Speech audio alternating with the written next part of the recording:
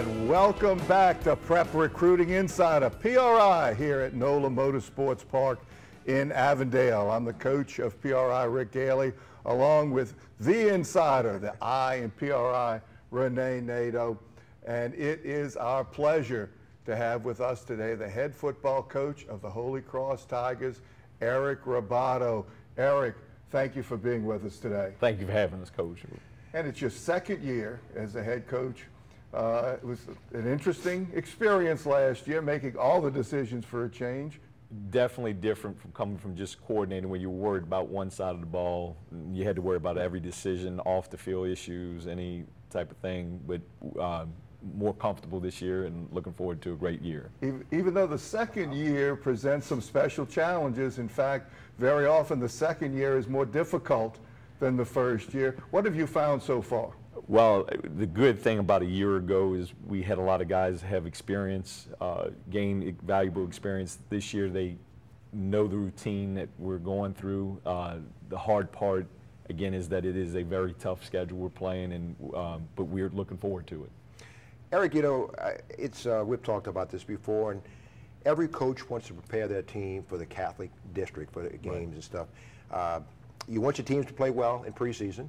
You don't want to come away with injuries. Right. But what goes into scheduling teams? Because you don't want to come away with a 66-6 win in preseason and have your teams believing, wow, I'm all of this, I can just roll my helmet out there. So what kind of goes into the scheduling that you want to get some competitive teams to prepare you for district? We purposefully scheduled Mandeville, very good team, week one. We know they're very good year in and year out.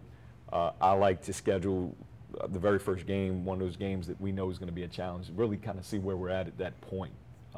We also play a very, very tough Chalmette team this week and a very good improved Hammond team from a week ago. So those are teams you just want to play, see where you're at that point, and then hopefully you're ready for the Catholic League when it starts the following week.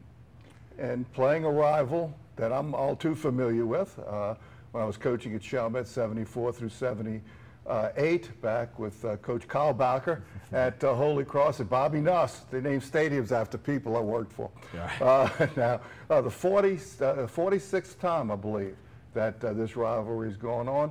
Tell us from your perspective what this is like. It is one of the biggest rivalries on our schedule. We view it as a Catholic League game. When I played in the Catholic League, Chalmette was actually in the Catholic League, so to me it's no different. The whole town shuts down. We always play in Chalmette. Great atmosphere for football, and it's a very special game to all of us. Eric, you have a senior-laden team, a lot of talent on this team. I know a lot of guys like myself are expecting big things. I know you want to strangle me. You know, you want to be flying under the radar. But what's the character of this group? What makes this team special that they can do something exciting this year? It's a close-knit group that a bunch of them have been together since the 7th grade, you know, and we pointed at this group. We thought this senior team had something special. We have to continue to work and produce, and, you know, we know, again, it's a very tough schedule, but we like our guys and we think we can compete. And after losing the first week, a close game to Mandeville, big bounce back win last week at Hammond. What did you do better from week one to week two? There's always a huge improvement coming from week one. I know you know, Coach, from week one to week two, and some of the things that you, just simple basic blocking and tackling, we did better the following week. And it's going to hopefully continue this week and prepare us in for that opening game of the district. Played at Rummel under a few coaches. Yes. Mark Martin was his final year. And then you coached under Barry Wilson.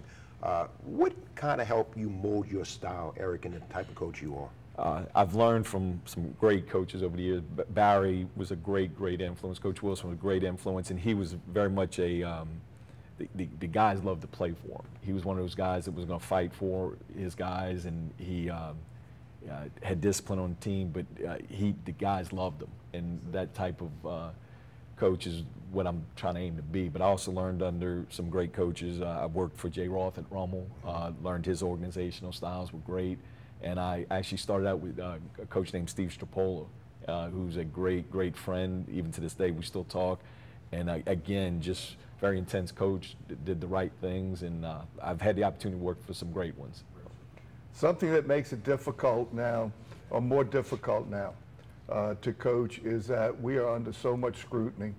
Cell phones everywhere, video, audio, pictures, and social media and the like. We just saw the University of Florida coach correcting a player rather vociferously, but nothing violent, nothing. You know, how do you balance off the need to show some urgency, but yet do so in a way that the players can learn? I think the game has changed over the years, and coaching styles have to change as well. I know when I played, it was a different atmosphere, but I'm an intense guy. I think it's the Sicilian in me that comes out a little bit. I'm one of these guys that likes to get on them, so I think the guys know what to expect from me. I love them, and at the end of the day, I'm gonna, you know, give them a big hug, you know, and tell them, guys, we just got to continue to keep getting better. But I think my guys respond to me getting a little fired up at times, and it's nothing negative towards the player. It's just trying to motivate them to continue to get better at what they're doing. You know, social media is something Rick kind of touched on. You know, there's cameras everywhere, cell phones everywhere. How much do you have to drill to your players? Be very careful before you press that button. And day in and day out. Day in and day out. I mean, especially when you're playing a rival team like Chalmette this week, you know, there's the opportunities to cross the line. We never had that when we played, so it is something to adjust to. But we monitor it, you know, all the different accounts you can have. We try to monitor it. The school monitors it. It's just one of those things, it's part of our life today, and we have to just make sure the guys are aware of that it's out there, and that we need to make sure we're saying the right things, positive things. And Holy Cross has done a tremendous job of rebuilding the school where they are at, but nobody in that whole situation, no matter how much support you have administratively, nobody's more important than your assistant coaches. Why don't you go through who you have on your staff and what they're responsible for?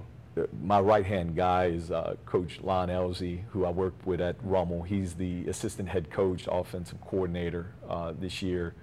My defensive coordinator this year is Adam Giglio. He was the defensive coordinator a year ago, played for me, graduated, Holy Cross graduated in 2005. On the defensive side of the ball, I also have a secondary coach, Lance Lacoste, also Holy Cross graduate. I help him in the secondary, but he runs the secondary. Coach Giglio, who I referred to before, is the linebackers coach as well as the defensive coordinator. We also have two other Holy Cross graduates doing the defensive line. The defensive tackles is Adrian Jackson, 2000 graduate of Holy Cross, and Coach Mike Baimani, 1993 Holy Cross graduate, who's been around the circles, been a head coach at Ponchatoula. He's also doing defensive ends. On the offensive side of the ball, we have a quarterback coach, Lou Wineski, Holy Cross grad. And we also have a Holy Cross grad, Ryan Camelade, does offensive line. And we have another coach that helps with the offensive line as well, Chuck Stahl. And our receivers coach is Craig Brody. He's new this year to the staff. Heck of a staff. They work very hard. Great group. A lot of chemistry, and those are the things that help us, hopefully, for the future, being successful. Real quick, in the last 30 or 40 seconds, we have some guys coming on here or being recruited. How much are you involved in the recruiting process with these players? I don't ever tell them where to go, but we do sit down with their parents before, especially during that junior year process. All the guys here are seniors, and we sit down and try to explain the process, you know, that it's one of these things, when you commit, should you commit, and those things. We never guide them on where to go. That's really up to them.